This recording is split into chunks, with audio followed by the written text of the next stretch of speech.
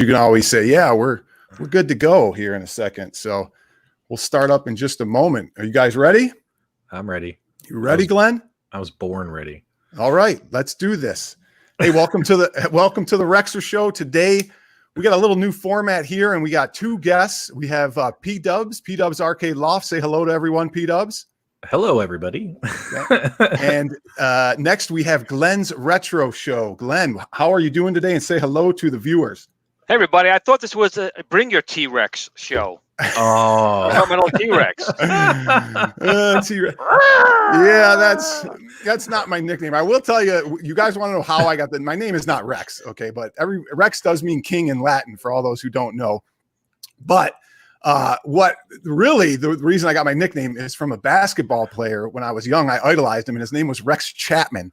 Do any of you remember Rex Chapman from the Kentucky Wildcats? He played for the Wildcats, Kentucky Wildcats, and then he went to play pro for many years, was in the dunk contest one year. Anyway, that's how I mirrored him with my basketball playing style, and I loved him. So that's how I got the nickname Rex. But anyway, I digress, right, PW? No, yeah. Let's move on. Let's move on to the show, because this is a different format, and the people that are watching, you can see behind me, I have a list of 5 topics, and we're going to go over these 5 topics. You don't know exactly what they are, but what we're going to do is we're going to address some of my favorite things, my favorite topics to talk about. The guys on board here, the two co-hosts here, do not know exactly what these topics are about, so I'm kind of blindsiding them. But I know it's stuff that they want to talk about too.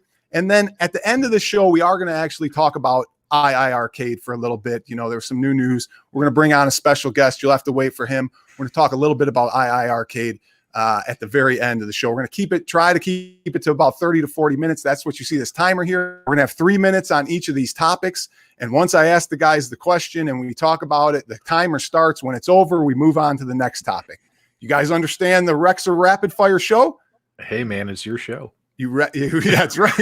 You ready to go? Here we go. All right, let's not just to be slime. There's no slime coming down from the roof, is there? All right. Yeah, this show. Hey, it's the Rexer Show, man. We always got to keep it fresh. Keep it. So here we go. Pdubs, I want you to pick one of the 5, and let's just start with you, and then we'll give you 3 minutes after I ask you the questions regarding the topic. Go ahead, give me one. Okay, I'll take Arcade Blank for 1,000, Rex. Good one. Now, let me just ask you, what do you think this topic is about? What is Arcade Blank? Well, I'm trying to guess. You did use a Pac-Man font for arcade, so I'm thinking it's a question related to Pac-Man. It is not a question related to Pac-Man. It is actually stands for arcade addiction. Arcade addiction. Oh, and you know, one of the things about arcade addiction has been a main topic, you know, of certain shows and everybody. And you know, right away, I'm going to share a screen here with you guys, and this is the poster. This is the poster child right here for arcade addiction right here. And I know Retro Ralph is watching, but long ago, Retro Ralph did a video on arcade addiction, and I wanted to expand on it because it was a good video. And my question to you, Pdubs, is, and we're going to start the timer, do you have an arcade addiction, and is Arcade 1-Up to blame for it? I would absolutely agree that I have an arcade addiction, and I would absolutely agree that Arcade 1-Up is to blame for. I kind of mentioned this last week on my show. I didn't own any arcades in my home, although I've played arcades and retro games over the years, just like everybody else, until one day I was walking through Walmart and I saw a Street Fighter Arcade 1-Up machine. And I said, wow, that's so cool. That looks awesome. I'd love to have that. And of course, the wife bought it for me for a gift. And then the addiction became real, started looking on YouTube and Facebook, found the Facebook groups, found the YouTube channels. That's where I saw guys like Glen and Ralph and Cool Toy, and became big fans of all those guys. And, you know, and then I was like, those guys are so cool and entertaining. I wish I could be like them. And then, of course, started my own channel as well, with moderate, not even moderate success, a little bit of success so far. Not even moderate yet, but no, let me butt in here. Does everyone need 14 arcade 1-Ups? What do you think when you see these arcade 1-Ups lined up against the wall? And you have some too, and we've talked in the past how you have to do something about them. So if you want to leave Glen some time to talk about the subject, be brief about it. But what do you think about that? I think Arcade 1-Up was a gateway drug for me, and I'm going more the multicade route. So I have a feeling you'll see less static machines in my loft and more multicade devices and less devices. So sorry about that, Glenn. No, you don't have to leave any time for him. It's your topic. But Glenn, what do you think about that? Do you have an arcade addiction, and are you blaming 1-Up for it? No, my addiction was well before Arcade 1-Up. However, just with the cost factor, Arcade 1-Up definitely is the dealer on the corner, definitely saying, here, dude, try this. It's a little bit cheaper. And it definitely helps you get more in the place. Now, unlike Pdubs, who has a very nice wife who got his addiction started, and he can only have the loft, I have a house.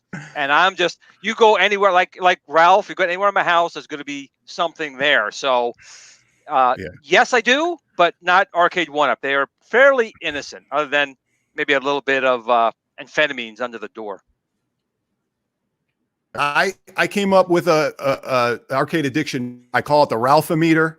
Okay, out of a scale 1 to 10 Ralphs, I'm going to say, let's say console kits is a 7 on arcade. Ralph is a 64 of Ralphs. On a scale of 1 to 10, Pdubs, rate yourself on arcade addiction.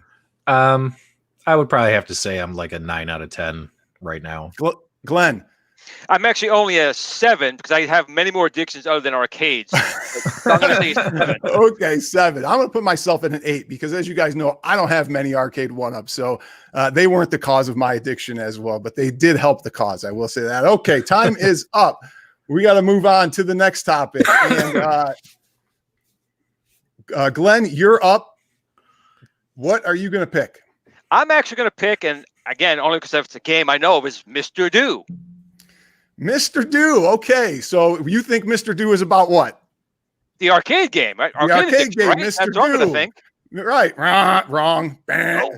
Mr. Do. This topic is about Mr. The Mr. board. And my question is, okay, everybody has all these mini consoles. Everybody online, they love these mini games, these mini consoles, and they love emulating and they love playing them. And we're all, super addicts, and we're the real arcade players. Yet many of us don't even think about buying a Mister or using a Mister. Yet FPGA is the way you're going to get the greatest emulation. So my question, Glenn, is why don't you, and I say you as everyone, why don't you have a Mister and play on FPGA instead of all these small minis with crappy emulation? Well, like you said, Mister and the technology behind it, FPGAs, is the future, because these consoles are going to go away, and the Mister is not emulation in any way, shape, or form. It's actually the hardware being recreated. So it's the exact cycle accurate of the machine that is playing. Now, funny, I do not currently own the Mister, but I do own the expansion board for like the past year. So it's kind of weird. I'm ready to bite the bullet to get it. It is the way to go if you really want that real experience. The minis are still neat though, because you get the little console that looks like it, right? So you get that cute little look where Mister looks like this big, metal slab on your desk. But when you're looking to play something accurately, Mister is the way to go. And it's a little expensive right now because you're going to spend about $150, $160 for the main board. Then you're going to buy the RAM, the expansion board. You're probably in it for $200-$300 just to get started. But once you have it, it's not emulation. You are playing as accurate of that machine as it could possibly be made with that technology. Right, exactly. And you can get started with just the board and maybe the RAM. You don't need the IO board per se. But, you spend $80 on a mini. You get a PC engine mini. You get a TurboGrafx mini. Why not just get a Mister? Because they can play TurboGrafx now. But I understand the beauty of it. But let me turn it. Let's give Pdubs a little chance about Mister. What are your thoughts, Pdubs? How come you don't have a Mister? Well, that's the thing is a lot of guys like me who were casual gamers who have now become addicted. A lot of this stuff is new waters for us. So when you take a look at this vast ocean of emulation and arcades and retro gaming, a lot of guys like me who are newer, a little bit less experienced, we're learning as we go. Like every day I learn something new. I learned something new about coin ops, something about emulation, something about Raspberry Pi. And it's like, it's all just leading to the next thing. I have no doubt that I'll end up touching a Mister in the future, although I haven't touched one yet. I'm sure it's going to happen because That didn't sound right. Well, yeah, I'm going to be touching a mister. That did not sound right. Yeah, but you know what I'm saying is that one thing just keeps leading to the next. You know what I mean? So I think that's going to happen. Does. All right, time is up on this topic. Time is up, and I have a mister. I love it, guys. I think it's really the way to go. It's not pretty, but they keep expanding on it. There's not the greatest arcade games yet, but it's not bad. So let's move on. Pdubs, back to you for the next topic. We have 3 topics left. A synonym for small, it's a toy, and YouTube fun. I'm going to go, it's a toy. It's a toy. All right. What do you think it's about? What do you think It's a Toy is about? Well, if I had to guess, it would be about Toy Shock. It's not about Toy Shock. Damn. It's not about Cool Toy. You might have thought it was about him. And I was kind of hoping Glen picked this category, and I'll tell you why. Okay. Because last stream we were on, and I'm not going to point the finger at Glen, but I'll start the timer in a little bit, but I want to give my little preface to this. We talked about Arcade 1-Up and some of the flaws, and I constantly hear people saying as an excuse for Arcade 1-Up, it's a toy. We got to cut him a break. It's a toy. And even Retro Ralph has said it to me. He swears he didn't, but he has said it himself. It's a toy. We have to give him a break. Why? My question is, and I'm going to start the timer, is it's a toy excuse. Is this a reasonable and legitimate excuse for Arcade 1-Up and their recent flaws when it comes to the screen having black bars on the Pac-Man, or the sound, or the joystick issues, or the graphics issues from even the beginning? Is this a viable excuse, and should we continue to just give them a free pass? I dodged a bullet. Yours, Pdubs. No, I have no problem answering this. So I think when it was released, it was supposed to be essentially a toy, right? And I don't think Arcade 1-Up realized how much it was going to be embraced by people who are 30 to 55 years of age, and the fact that all of us just want to relive our youth, and this is the most cost-effective way to do so, and space-wise to actually have what we would call arcade machines in our home.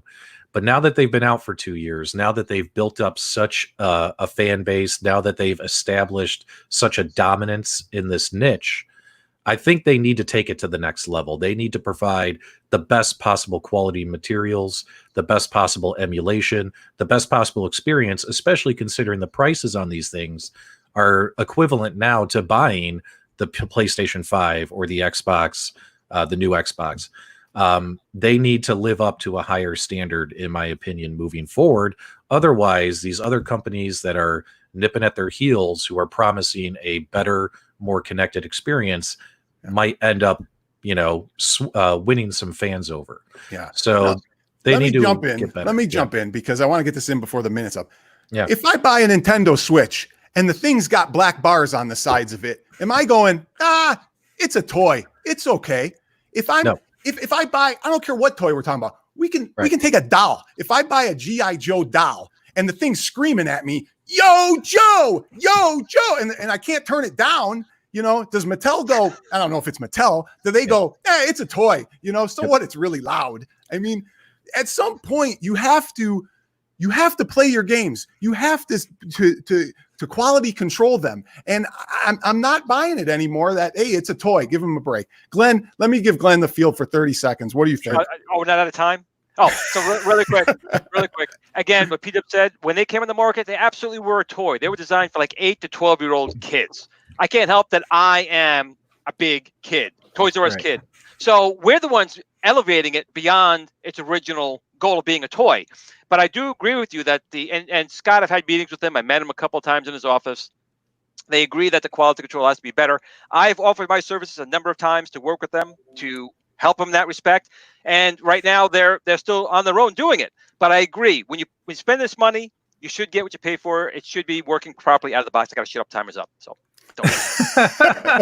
it should be working properly out of the box. Well played. I agree with you wholeheartedly there, and we won't give them too hard of a time. I think it was a great idea. I think that I always say they hit a landmine here. They struck gold, and they didn't know what to do with it. But one thing I do want to say too about it is if their quality control is so poorly, and I'm an operations guy in my field, their supply chain and operations must be so distraught and discombobulated if they can't get the gaming part right. How good is their supply chain and their operations and their production and everything? So, the company as a whole, I'd love to see the insides of it and see how well they operate. But anyway, moving on. Go ahead. Quick thing I got to real quick is that it ultimately comes down to the people picking out the parts, not so much the manufacturer, because there's some defects that come from there. But when you're picking up the parts, you got to get cost versus we're going to sell it for. But sometimes you got to spend a little more money now versus dealing with, a bad spinner and dealing with someone like me having to make an aftermarket one. Sometimes you spend a little more money now, people will pay for it. Just put a little quality in there and it'll be fine. That's it. Right. I'd like the idea of them hitting you up for some, feedback on their machines and stuff like that. Okay. Glen is up. I think there's what categories are left? 2. We got a synonym for small and YouTube fun. I've had too many dates of late, so I'm going to stay away from the small one. I will still pick the YouTube fun. Okay, Alex. YouTube fun. You would think this is all about, YouTube is fun. YouTube is fun. Well, sometimes I thought it was about not. YouTube. I thought it was about your channels. No, it's not about my channel. It's not. So YouTube fun is what you selected, right, Glenn? Okay. Yes, sir. Here, I'm going to preface this. I'm not going to start the timer yet because I want to talk about this. I watch a lot of channels. I watch a lot of people's channels, and I try and support a lot of channels, and I sometimes I poke fun at channels, and I do all in good taste. I think I've poked fun at Ralph. I've poked fun at even Pat and Plays a little bit here and there, and they're friends of mine. But I came across a video where an individual Twisted Game. I don't know if you guys saw his video, but he ended up doing a video where he roasted somebody, and the person that really he roasted was actually a person that I followed, and he I think he picked a couple of people to roast and make fun of and poke fun of, and it wasn't very professional. And I don't know anything about Twisted Gaming. I follow his channel. I kind of like what he does. And in the beginning I watched and I thought it was funny because he had some sentiments that I had as well, which was a lot of people do a lot of arcade one-up stuff, and kind of it's getting old, and I made a comment before I finished watching it, and I was, because how you type and then you don't discard and watch, and I hit send, and then I went, that probably wasn't the right comment, because he was somebody that I follow, which his name is Brick Rod. And then Brick Rod comes back and says, and has to defend himself, saying, well, here's, this is, what I did, these videos that you pointed out specifically. He basically pointed out his videos specifically, and he didn't necessarily, say, oh, Brick Rod did this, but everybody knew. I knew right away, and I just thought it was unprofessional. And basically, what the question is was Twisted Gaming out of line when he did this? And should he have taken down the video? And what are your thoughts about people who roast other people on YouTube? And is there a place for that in YouTube? Is there even a place for it? Well, is the timer timer's going? Okay, so the answer is nothing builds anything up more than drama when it comes to social media. Okay, no one's going to build a channel or a following or anything more so than drama, which is why I have no followers. I got nothing. I don't do the drama thing. But was it wrong for him to do? No, he's entitled to his opinion. We're all entitled to our opinions. Should he have pulled it down? Also, I don't think so. But those are his opinions. And what I tell people is, you watch his channel, and if you don't like his opinions, unsubscribe and you don't worry about him anymore. I have my share of people saying bad things about me, and at the beginning it hurts. When you first get those first people giving you some bad flack, you always want to have everyone loving you and you to be singing your praises all the time. Not everyone could be Pdubs, right? So outside of that, he's totally entitled to his opinion. He watches him, and that was his feelings. He expressed it on his channel. He's a YouTuber. That's what he does. The only thing I can say is, you can leave a comment saying you disagreed. Leave it at that. If you really felt strongly, unsubscribe. Leave it at that. But as far as people that go backlash, start attacking them, I don't think that's really necessary. I saw it, and again, I didn't have it either way. I didn't agree with him. I'm not going to unsubscribe from him. I'll leave it as it is. But that's what it is. When you're dealing with social media, Facebook, Twitch, YouTube, whatever, if you're in the spotlight, you're going to have people singing your praises. Many more disagreeing with you for a number of reasons. Some of which just to build up their own channel. Yeah, I actually reached out to Brick Rod and I said, hey, you want to come on the stream? And I wanted to see if he talked to Twisted, if they had some back and forth, if there was any conversation between them and what he felt. But, you know, the one thing, like you said, is no publicity is bad publicity. So take it and run with it. And, you know, my feeling is I don't care if it's your channel. If you want to do, you know, if you want to do stuff, I don't care, on Beanie Babies or whatever. And but you want to say even cool toy stuff. That's what he likes to do. And I'm not, I don't know if he gets any flack for some of the videos he does, but you know, out of so many subscribers, somebody's going to poke fun or say something or give a bad comment. You just got with it at some point. But at the Twisted Game, he's got to have some professionalism. He didn't need to do specifically and read off the titles of the videos and well, look at this one and this guy. So there was a more tactful way to do it. Well, one of the good things real quick is, like I said, no publicity is bad publicity. And when you get a video like that done about you, means you're making it. It means people take a notice and they're hitting you. That's how I take it as. Yeah, exactly. Pdubs, 10 seconds. Well, can we extend the timer on this one? Yes, we can extend the timer. I'll pause it for you. Jeez, man. No. Sorry. Well, no, I would just like to get a thought across on this is that I think I don't know Chris Twisted Gaming TV. I don't know him personally at all. So I can't comment on his personality or his intentions or anything of that nature. But what I can say is when you make a video about somebody else or some other content, what you're doing is the opposite of what you're planning to do. Your plan was to eliminate traffic to that content. All you're doing is adding traffic to that content. You know, Brick Rod, since he got roasted, his views have gone up. He's added 30 subscribers. And I don't think that that was the intent of the guy who made the video. And I myself have fallen victim. Sometimes I take the high road. Sometimes I take the low road. I myself have, you know, gotten into arguments with people, or I've gotten into Facebook fights with people. And then what sucks is you only remember the 1 or 2 times you had that experience, not the 8 or 10 times you took the high road and just said, ignore them. I'm going to do what I do. Let them do what they do. And every time those instances happen for myself, more traffic to my channel, more views, more subscribers. I haven't had a net subscriber loss once after incidents like that. So in my personal opinion, you have every right, freedom of choice. If you don't like what you're watching, change the channel. And also with freedom of choice too, you have every right to make whatever content you want to make. But just keep in mind that if you're going to make content about other content, people will go to that content to see what you're talking about. And essentially you're doing the opposite of what I think you were intending. So hopefully that makes sense. Yeah, it does. 100%. Okay. We're past the timer. We have one topic left, and whose turn is it? It's Pdubs. It is.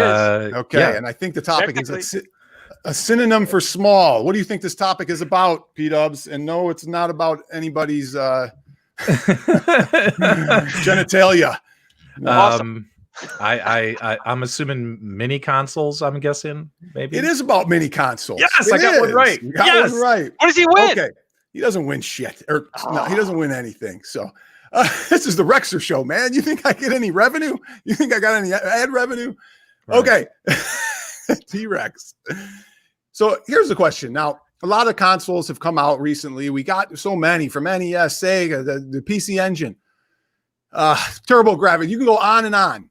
What console can come out next that would pique your interest and is feasible, is possible, is in reality maybe something that would come out? Don't give me some crap about, oh, they're going to make a PlayStation 2 mini, you know.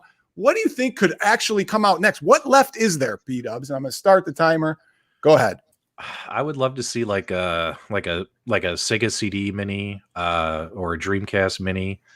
So definitely, because I think a lot of guys in this space, it's kind of funny. We all have a common thread. I've noticed a lot of guys in this space seem to be Sega fans. I see more Sega fans than Nintendo fans. So, you know, personally, I would love to see Sega CD mini or Dreamcast mini if it's possible. I think Sega CD would probably easier to do technology wise to put it on a mini platform. But yeah, that's what I would like to see personally. Yeah. So on the N64, let's talk a lot of people N64 mini. Is that even possible? What is the and I don't know, but What is the problem about the cartridge emulation and 64-bit? Why can't it be emulated very well? And maybe Glenn, you're more knowledgeable to speak to that. But for some reason, the damn thing can't be emulated. Well, it can be, but the problem is that the silicon graphics technology and the MIPS processor in there requires a lot of horsepower. So it's not the fact that it can't be done. You look at it back in the early 2000s with the high-level emulator, the was it HLE emulator had come out. No one thought it was even possible back then. So if you want not completely cycle accurate Nintendo emulation, you can do it. But people don't want to get that. I want to hear that same scratch or that same thing in that one spot. And the N64, to be honest, even when it was new, I'm not total thing for me here is I'm not a huge N64 fan. I have one. I always felt there was slow frame rate. I always felt that the graphics were blurry. Mario 64, best game ever. Yeah. After that, you lose me. It's just not a great console. If I was to have a console, Dreamcast, absolutely, I would like to see a Dreamcast Mini. I'd also love to see a Vectrex Mini. Something along those lines. That in there. You know? But as far as N64 Mini, I know people want it, but I wouldn't buy. I would not. Well, I'm not lying. I'd buy it, but I wouldn't enjoy it. Yeah, it'd be on my shelf. And I mean that's as high as we're going, right? I mean Sega CD is pushing it, N64 is pushing it. There's nothing left, right, Glenn? I mean, what is left? No, there's what? No, I'm not saying you can keep going, but you're pushing it from an emulation standpoint and a with that type thing. But there's older consoles still that they can really do. Oh, they did Atari. They've done. You've got Fairchild Channel F. You got Bally Astrocade. You got Magnavox Odyssey 2. You have the Astrocade. You have what else? I'm missing something. I know I'm missing something on here. But there's even the ColecoVision. I mean, At Games did it, but it wasn't done spectacular. I looked at a really good, ColecoVision Mini. Or even the computers. The people who buy those, Glenn, are spending their Social Security checks buying those minis because they're so old. Yeah, I don't need Is teeth. that what you're saying? I don't need teeth. I need an Atari 8-bit or 52. Oh, the Atari 5200. I forget that one with a little analog joystick. Well, Come on. There's stuff out there. All right. That's why we're having. I wanted to see what you guys feel about that stuff. Okay. Well, we'll see. A lot of Vectrex comments coming in here. Interesting. Great system. Okay. And it's totally doable. It wouldn't be with a vector monitor, and I'm okay with that. But to have a little Vectrex Mini, so many people never experienced that sucker. And, it is absolutely, it came out at the wrong time, 82, right before the crash. But it's a phenomenal system. All right. You heard it first from Glenn. Okay. We got one more subject, and we are going to bring on that special guest. And let's bring him on now, and we'll say hello. We're going to talk about iIcade. And yes, sir, it's Retro Ralph. Hey, how's it going? All right. Is the internet going to blow up here? Where is he? Where's Glenn? Is he this way? Is that Glenn? Am I looking the right direction? You're looking the right direction. I'm shaking your hand up here, Ralph. Got the hand going over there. Hey, why is Pdubs above me? I don't like this. No, it's making me feel uncomfortable. It's a glimpse into the future. I wasn't even thinking that. Wow, what a jerk! At least he's a jerk to my face. I need my Rad Racer 3D glasses on for this. He knows I'm kidding. I got 10% of his subscribers. I'm never going to catch up. He knows that. I'm gonna hit 10,000, and Ralph is going to be at 1 million. And so what are we talking about? Guys. Do I get a timer? Yeah, you don't get a timer. This is no timer for this one. No timer. The timer was segment. Fun. This is a really fun. By the way, I know that you're trying to wrap up your show, but this is a really fun format. I think this was cool. It was cool to put people to the to keep it to the time. It was cool. Yeah. Which we didn't do most of the time. That's all right. But we kept it. It's better than not. Okay, so here's the topic that Ralph's joined us in. We're talking iIcade, and first, before we get started, I want to read the text that Ralph sent me. Because the list of games came out. Wait a minute, hold on a second. What text? Well, let me read it first. Everybody calm down. Rex, check out these games. Exclamation point, happy face, smiley face, thumbs up, exclamation point, monkey jumping up and down, smiley face, monkey jumping up and down. Yay, iIcade. Okay, and then he lists the games. Okay, that's a complete lie. Ralph, man, you doing crack, buddy? What are you doing over there? Okay, the monkey you didn't put in there, but I'll know. Anyway, and then my response to Ralph was, after reading all the games on the list that they've slowly been coming out. We know they've slowly been having coming out, but there's some of them on there.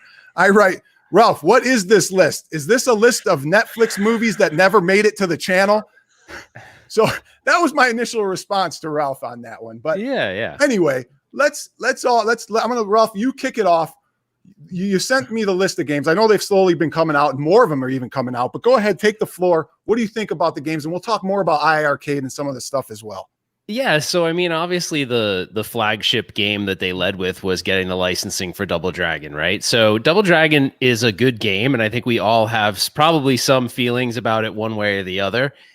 But it's not like I'm going to buy the system because of that game, right? I'm not going to go, oh my gosh, Double Dragon is my lead game that's going to hook me in to buy this system. So and then when you start looking at the games list so far, I think the only thing for me personally, this is just my opinion, they lack like the hook, the one that's going to make you buy the system. Because I think when you're a multicade and you're going to have all these games, you got to have that one title that someone's going to go, oh man, I got to have it because of that. So if they could, and they still have more time because they're announcing games like on a weekly basis, maybe they're going to have that one hook game that someone that's looking for a multicade is looking at, maybe evaluating the two options for multicades, the Yak games and the iArcade, and they're evaluating it for the 350 plus the however many we end up on the iArcade side. That might be the deciding factor to pick one or the other, the form factor too. But I'm just waiting for that one game that I'm going to go, like, imagine if they got, Marvel versus Capcom or Marvel versus Capcom 2 or something that people like flip out over. Yeah. That would be like a big a Pong. I mean, it would kill it for me if they decorated it in Pong graphics. So I mean, that's kind of where I stand on it. I think, they have some pretty unique, I don't know why they don't talk about this a lot. They have a hard time articulating their differentiation for some reason. They always use the word experience, but then they don't define the word. It's like they have a couple things they could use to define it. One is, this idea that it's got a mobile app to preload, to probably select the games you want and you come back later. I think that's really cool. No one else is doing that. And then they have the sound system is cool. It doesn't really make me want to buy the arcade just because it has an awesome sound system, but it does kind of give you maybe a different experience because they're focused so much on that. So they've got a couple things going for them. And honestly, at CES, I was pretty impressed by the controls. They used really good quality controls. They were definitely like, if they were not Sanwas, then they were really, really good, high quality Sanwa clones. And that makes a difference because you look back at like Arcade 1-Up version 1, you better just replace those, where they went out of their way to make sure they're good. It's built much better, but let me ask you this. Now, a lot of the games are newer wave games. So is that telling me that this processor inside it is capable of handling maybe PCSX2 now, if I can add that, if I can hack it and add that emulator, or, am I going to be able to run Dolphin on it when it's broken or somebody hacks it? What does that mean that all these games that, Evo Land and Evo Land 2 or whatever, and all these games that they have on it that they're saying can run on this, what is it telling me as a buyer? Is it unlimited? Is the future unlimited now with this machine? I mean, I don't think it's unlimited, but I don't know if Patrick ended up actually playing it or not, but at CES, but okay, they had Dead Effect 2 there, but the thing is they couldn't announce it at the time because I guess there was no licensing agreement. So they made it was funny that they made it seem like you were going behind closed doors, but it was really, you were just going like behind the desk where everyone could see you playing it. I'm like, we're not really hiding that we're playing this, but I can't film it. Like, don't film it. And, you got Justin in the corner, like filming it. So, it's weird for me. I think Glenn's talked about this before. I think playing a modern game that's like a first-person shooter that would typically have an analog stick, it kind of doesn't translate to. I personally have no interest in that. But there was a game that they had on the system that was called Grim Valor, which was it's sort of a Castlevania clone type of a game, and it was an Android game. And he's like, check this out. And it was kind of cool to play a game like that. It was like a platformer type of a game, but it had really good graphics, brand new updated graphics. So it was kind of fun. But I don't think for me personally, the modern games are what draw me in. But maybe there's maybe this would be a good one for Brick Rod. He's a younger dude. Does he like really enjoy playing modern games? And would this be something he might, because I don't know, for me, it's not something I care about. I don't know what the other guys would agree, but the modern games like this, it's like hit or miss for me whether I'd want to play them. Like Cuphead, yeah, if you give me Cuphead, Streets of Rage 4, games that translate to arcade controls, but it's not my deciding factor to buy it. Yeah. Glenn, what do you think? Well, let me ask Glenn, are you buying one first, Glenn? And then give me your comments on it. Well, if anyone knows me, I can't buy one. I got to buy a couple of them. That's the first thing. But with that being said, I'm on the fence with it. I do think that they have the heart's in the right place, which is good. They come out with a company, they have a lot of passion for it, which is good. But like Ralph was even saying a second ago, and I had said before, it is the controls for the modern games. You really want an analog type of stick, and I haven't played it, so I can't say. I know Ralph did play it. Those games just don't, for me, translate well with a 8-way directional stick. Now, when you buy a machine like this, you are buying it mostly for playing more of a classic kind of games, right? When you buy these arcade machines, there's some new games you want to play, but a lot of these console portive games, they're not always translated well on these big machines. Now, the Kickstarter at $299 for what you get looks like a very good deal. I mean, the monitor looks like it's a high quality monitor. Ralph did say the controls did feel like very good quality controls. The speaker system, again, I couldn't hear it, but Ralph did, and Pdubs heard it, I think, as well. It's supposed to be very good, and they talk about experience. I always go back to those speakers. Now, for me, sound is okay, but to me, that's not the experience when I'm playing a game. It's the controls with the game. That's why when Arcade One came out with their Tempest spinner, it totally ruined the game because that experience was completely horrible. So again, I'd have to see it, but for $299 on Kickstarter, depending on what I'm on the fence. No, I know they had one of your favorite games on there, Glenn. They had R-Type on there. They did, and it is one of my favorite games I suck at. I suck at all these games, but I still a favorite game. Yeah. But again, for that $299 price, you look at Arcade One up at like $300 or $400 for a 17-inch monitor and the controls. It may not be a bad deal, but the other thing you brought up a second ago was it had to be hacked, to put other things outside of their Apple type of gated garden, because they're designed to. And I understand it, the licensing for the companies to be very specific with them when they put on the machine and make sure they're good with their vendors. But people like me and us, we also want to be able to hack it and take it well beyond what it was for. Mm-hmm. Exactly. So again, if for $299, if it was hackable, I say it might not be a bad deal. Again, personally, this is just my personal opinion. Just aesthetically, it doesn't call out to me saying this is a sexy machine that I just want to have in my room. It doesn't feel out to me that way.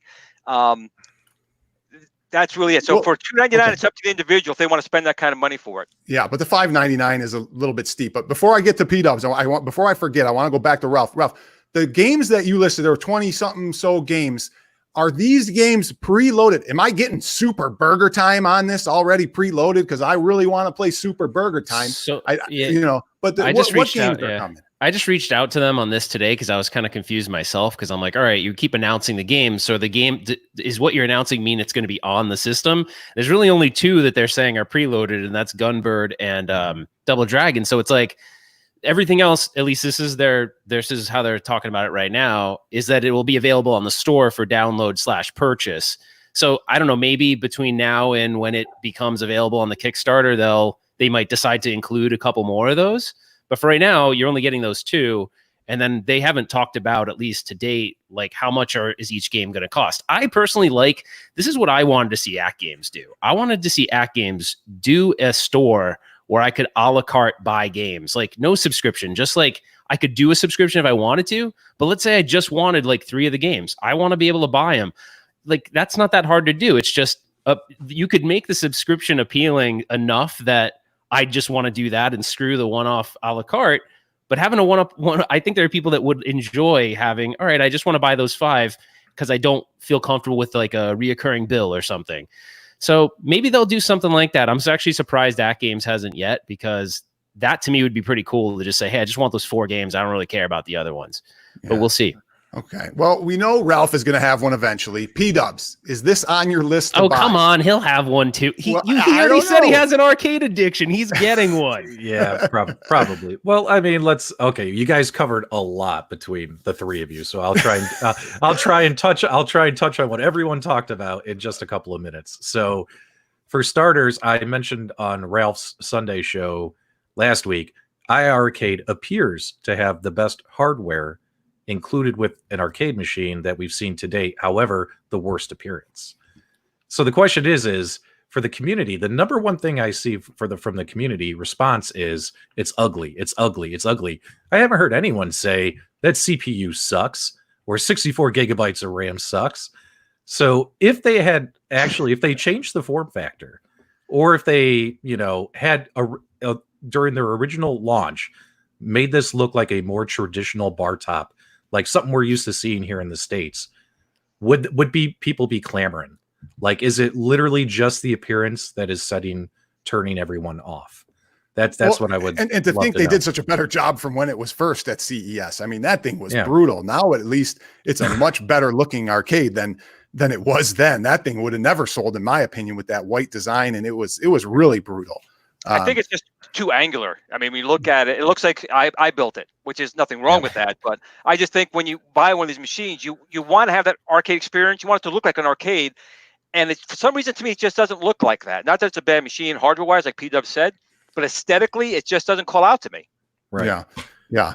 I will not get one, unfortunately, but I will be looking at Retro Ralph's, review and unboxing with, full attention. I definitely will. And I'm going to see what he says when he gets it, which we don't know when. Ralph, anything on when, you think? I have maybe Patrick knows. I have no idea. So here's what I could say is I think iArcade, when it comes to the announcements that they've made, I actually think it's a smart move, because as they've been announcing, you'll be able to buy and play these games, they've slowly been announcing the included games, right? And of course, you're going to start small. You're not going to give away your biggest fish on the first announcement. Yeah, Double Dragon's included. Who gives a shit, right? But when it comes to, as they get closer, because Jong did promise, he said there's going to be multiple games included. He didn't confirm the number, but he also said it'll be a mixture of retro and modern games. He's obviously holding the modern games until right before the Kickstarter. Say, hey, buy this cabinet. It's going to have this, here's the link in order, right? Because if he gave away those games first, like, hey, it's going to have Dead Effect or whatever else on there, then every other game after that would have probably seemed like a disappointment as the announcements came out. Does that make sense? Exactly. So I think it's okay the way they've been slowly announcing the games. And I don't know when it's going to go live, but if I had to guess, I mean, Father's Day is coming around the corner. It just makes sense to me. Like, put it on Father's Day, right? Yeah, too soon.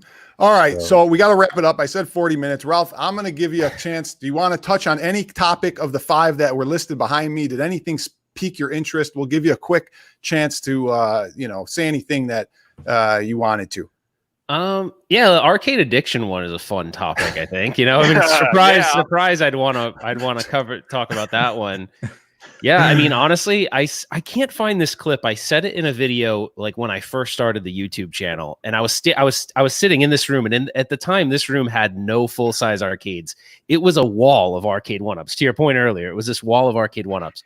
Actually, I think it had one arcade multicade. It wasn't the Beast, but it was something else that I sold. But the funny thing is that I stood there and I'm looking at at the time wasn't familiar with doing YouTube, and I'm staring at the camera and I just remember saying, I kind of feel like arcade one-up is a gateway drug, and it's going to be a gateway drug for a lot of people. Yeah. And, there's a guy here locally that has a channel.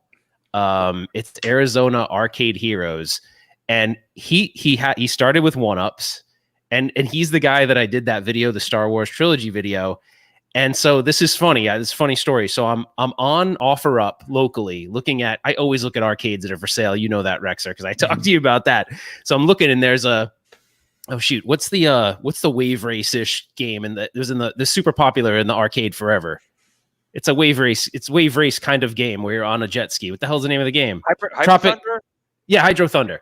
So I'm looking, and this guy is selling a Hydro Thunder here locally, works perfectly, looks great for $350. And I'm like, holy crap, $350. That's an awesome deal. So I contact the guy, and he's like, yeah, I'm talking to a couple other guys. I get a text an hour later from the Arizona Arcade Heroes guys. He's like, dude, I'm about to get a Hydro Thunder for $350. I'm like, what the hell? Because I was like so into it. So like it starts with one-up. And I think when people realize that you can get a full-size arcade machine for a couple $100, and it's nostalgia is so powerful. And it kind of goes back to, if you think about it from a pure sales perspective, the reason why I think arcade one-up is so successful is because it's that they pull on those nostalgia heartstrings so hard with the artwork that everything else could be junk. I'm not saying it is, but everything else could be junk. But you're like, oh my gosh, I loved Street Fighter 2. It was my game.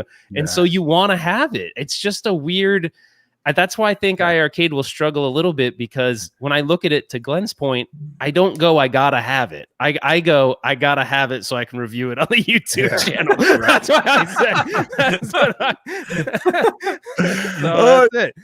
that's it. And again, we all could be completely wrong.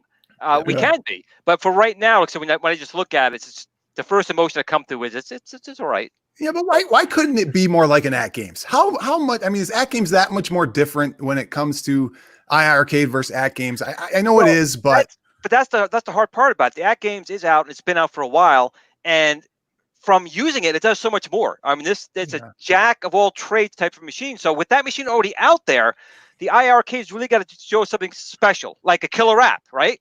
yeah, Something that makes you say, I got to have it.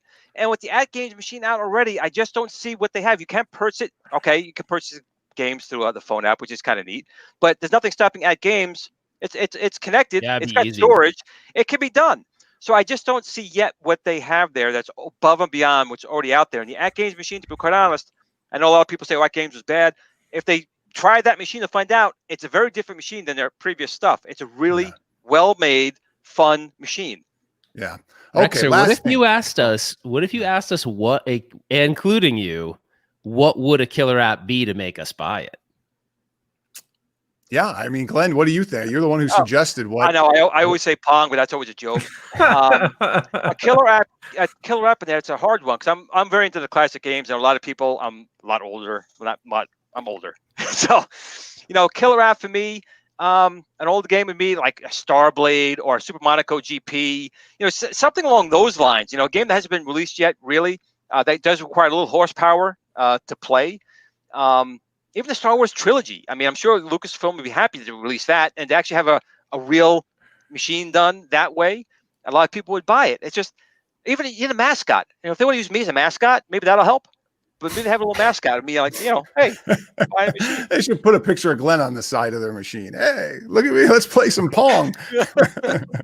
Ralph, what do you think? What can they do? I mean, well, your chat's got a lot of good. There's a lot of people throwing good things in your chat, but I would say if there's a game that I swear people lose their freaking mind over it, and I like it. I'm not saying it's not a good game, but people literally go crazy, is Marvel versus Capcom 2. Yeah. If you can because the hardware is good enough, maybe potentially to run it, get that game. And I swear to you, you will sell a ton of them just based on that game, I think. So I would normally not go there, but people seem to flip out. Someone said Killer Instinct. Yeah. That'd be another one too. Yeah. Now, the Nintendo license would be very difficult. Yeah, to get. Capcom will, here you go, take it. Give me some money. Take it. Yeah. Now, off the cuff, see the thing, and you guys know me, and the thing I like, and the thing about where Arcade 1-Up's going with NBA Jam is online play, right? Head-to-head play. Mm-hmm. At Games kind of is I think Pdubs they're approaching that where you can somehow play online versus people or with people. What if iArcade had some platform where you could easily play fighting games, all of them online together? Right. That would be something that would be interesting. But I think they've been asked that question dozens of times and have given it the Heisman, and they haven't really answered that question. And in all their marketing materials and promotional materials, not once have they mentioned co-op online gameplay. In my personal opinion, and keep in mind it's just my personal opinion, I don't think that that's going to be an included feature of this cabinet, unless they're going to drop a bombshell announcement later on. Mm-hmm. So okay, I think Pdubs needs a killer app answer. Oh yeah. What can they do, Pdubs? What can they do? What game? What platform? Something. Give me something. Well, I mean, when you're thinking about stuff like Cuphead and things that it would take Arcade 1-Up a little bit of time to catch up to, like I think stuff like that would appeal to the younger, the Switch crowd. You know what I mean? And they might say, "Hey, I'd like to have this in my home." What's interesting to me is a lot of people talk about football games and NBA Jam. What about soccer? Is there any soccer game that might attract European, whether it's FIFA or something that you could play on an arcade like a Blitz? Or I know there hasn't been any, and maybe I don't remember, but has there ever been an arcade soccer game that was any good? I know there's Capcom Sports and stuff like that, but Yeah, I'm I not. don't know. My son plays FIFA. My Right. son wants me to play FIFA with him all the time, but I never can figure out like how to even pass the ball. And before I know it, I'm like, where's the ball? Like I can't even play it. But it's cool. The graphics are really good. It's a popular game, but I don't know. I was just thinking out of the box there. But anyway, all right, we're way past the schedule. I know Pdubs has got some stuff to do. But one thing, as somebody mentioned in the thing, are there any arcade one-up things coming out? Anybody got any NDA stuff that they don't have to NDA? Pdubs, anything? Can you give our fans any insight? My Burger Time cabinet shipped today, so I'm gonna get that tomorrow. And you're on the late though. You're late, man. Everybody's got their Burger Times. But they're, and have you ever been like, hey, I'd love to do a review video for the channel, but then you look and you're like, oh, they're all sold out, so it doesn't matter if I do a review video or not. I'm not going to change anyone's opinion. So I think they sent you a Super Burger Time, Pdubs. They didn't say they sent you Super Burger Time. But yeah, so I'll have my Burger Time cabinet. I'm looking forward to it because I played with it just a little bit at CES, and Ralph did a couple good videos on it. So Cool Toy did a great video on it. So I'd like to finally actually spend some time with it. So hopefully I like it a little bit more than I did the Pac-Man cabinet. So now just a real quick on an interesting comment. Super Dimensional millennials play on a hitbox. What if they made a control panel like a hitbox? Would millennials go, oh, this is great for fighting games. I can use a hitbox instead of joysticks. I mean, we could sit here all day and talk, but it's just interesting. If you guys aren't familiar with what a hitbox is, that's the way the pros play their fighting games. But anyway, all right, Ralph, you're the one-up guy. Give your what are you doing with one-up? Before I get to that, I have firmware dropping tomorrow that you can hook up 16 Ultimark game track guns to your At Games Legends Ultimate. I'm dropping it. It's gonna be. No, I'm just kidding. I'm joking. That's a joke. It's a joke. All right. Anyways, no, I'm just kidding. It was all in good fun. There actually is some arcade one-up stuff coming. As you guys know, there's that IGN event coming up. So there's some really cool arcade one-up stuff. I may or may not know. I'm sure Glen does, but Glen will never tell, and I will never tell either. So there might be something, but we'll have to wait and see. It actually could be huge. It could be huge. Yeah. You always like to talk wait, light gun stuff. When is go ahead, Peter? Sorry, I hate to interrupt, but when is John D coming on the One Up Weekly? So he's coming on after the Sunday event. So after that IGN event, I think is on a Friday, June 5th, I think, and he'll be on the 8th. So he'll be on that Sunday. Okay. So everyone will already know what some of the stuff is by then. Yeah. Yeah.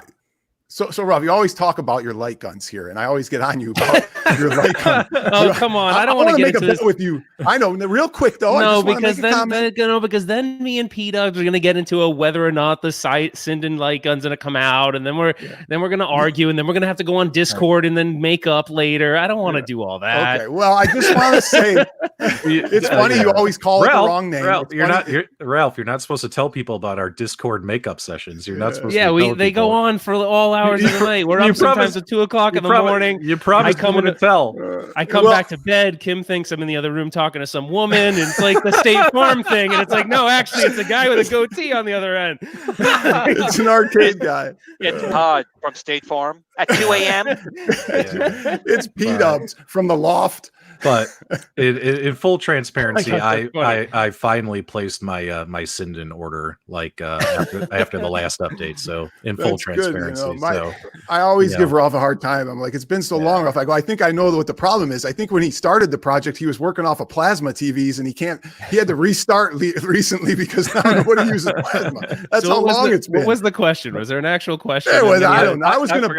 I was gonna wanted to bet you at some point offline on when you're gonna get your Sinden gun, and I'll take the over or whatever date you set. Okay, I'm gonna say, just to be safe, I'm gonna receive it in September. That's what I'm gonna say. All right. So, and I feel confident about that. This year, September of this year. Yep, September of this year. I think 2024. 2024.